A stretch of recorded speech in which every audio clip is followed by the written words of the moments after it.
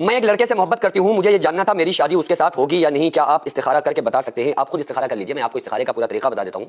और मेरे पास ही अगर आपको इस्तिखारे के लिए कोई और आसेबी मसला या कोई मसला है तो मैं बुध के दिन रूहानी मरीज आते हैं मेरे पास, मकनपुर डिस्ट्रिक्ट कानपुर नगर यूपी में, तो आप बुध के दिन आ सकते हैं। उसमें आप अगर कोई मरीज इस टाइप का है, तो अगर कोई खास मसला है तो आप आके मिल सकते हैं, दिखा सकते हैं। देखिए आप खुद कैसे इस्तिखारा कर सकते हैं कि बहुत सारे लोग टेंशन में रहते हैं कि हमारी शादी उसके साथ होगी या नहीं होगी, बड़ा दुआएं मांग रहे होते हैं, दुआएं कर रहे होते हैं, वजीफे पढ़ रहे होते हैं, टेंशन में रहते हैं। तो मैं आपको वो तरीका इस्तिखारे का बता देता हूँ जो खुद रसूलुल्लाह सल्लल्लाहु अलैहि वसल्लम ने बताया है, जो सुन्नत तरीका है, उसको आप अपनाओ और खुद अपने हर काम को अल्लाह के सुपुर्द कर दो। कैसे? आपको क्या करना है कि आप इशा की नमाज से फारिग होने के बाद 4 रकात नमाज नफल पढ़ें और उसके बाद जो भी सूरतें आपको याद हैं उन सूरतों के साथ पढ़ें जो सूरतें आपको सबसे अच्छी याद हो।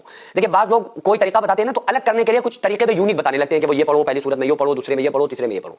मैं आपसे बताता हूं कि आप ऐसे पढ़ो कि आपका पूरा ध्यान अल्लाह की तरफ हो, क्योंकि आप इस्तिखारे का मतलब होता है अल्लाह तबारक व तआला हमसे ये हम जो काम कर रहे हैं इसको अल्लाह के सुपुर्द करना, कि अगर इसमें हमारे लिए भलाई हो तो हमारे लिए रास्ते हमवार हो जाए, रास्ते खुल जाए, अगर हमारे लिए बुराई हो तो हमें पता चल जाए। तो जाहिर सी बात है कि आप उसमें अल्लाह की तरफ लो लगाए। तो आपको जो आसानी से सूरतें पढ़ के आप पढ़ सकते हो ना, बड़े खुशू खुशू के साथ 4 रकात नमाज पढ़े और उसके बाद अल्लाह से दुआ करें। अरबी में भी करने की जरूरत नहीं है, आप वैसे ही दुआ करें और कहें कि परवरदिगार आलम हमें फला से शादी करने का हमारा इरादा है या फला काम हमारा करने का इरादा है, तो हम ये चाहते हैं कि अगर ये हमारे लिए बेहतर हो तो हमें इसमें कामयाबी अता फरमा, और अगर बेहतर ना हो तो इससे जो बेहतर हो वो चीज हमें अता फरमा।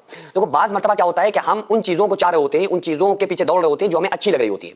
हमारा ख्याल होता है कि यार ये चीज हमें मिल जाए, ये चीज हमें अता हो जाए, लेकिन हो सकता है कि वो चीज जो हम अपने लिए मांग रहे हो सकता है वो हमारे लिए बेहतर ना हो। उसकी मैं आपको मिसाल दूं, कितनी शादियां हम देखते हैं जो लव मैरिज होती है कि उन्हें पसंद की शादियां हो गई, लेकिन कितने उनमें ऐसे भी लोग होते हैं जो शादी के 1 साल बाद 2 साल बाद उनके डिवोर्स हो गए। क्यों?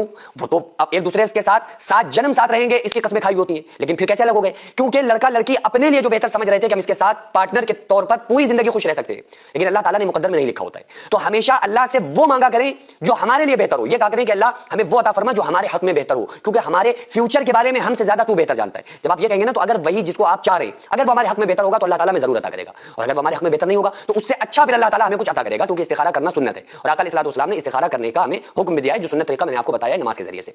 तो आप लोग इस तरीके से अंदाजा लगा सकते हैं, पता लगा सकते हैं। अच्छा, अपने सारी प्रॉब्लम्स को अल्लाह की बारगाह में पेश किया करें और फैसला अल्लाह के सुपुर्द किया करें। कहा करें कि परवरदिगार आलम हमें हमारा दिल ये है, अगर इसमें हमारे लिए भलाई है कि हमारी शादी उसके साथ हो जाए, और अगर तू चाहता है कि हो जाए, बेहतरी है, तो बस हमें रास्ते हमवार कर दे, हमारे सामने खोल दे, हमारे लिए आसानियां कर दे, तो इंशाल्लाह अल्लाह ने चाहा आसानियां हो जाएगी। और अगर वो आपके हक में बेहतर नहीं है तो फिर अल्लाह से कहा करें कि परवरदिगार आलम फिर जो बेहतर हो वो हमें अता फरमा दे, तो इंशाल्लाह क्या होगा, फिर उससे बेहतर अल्लाह ताला आपको अता फरमा दे।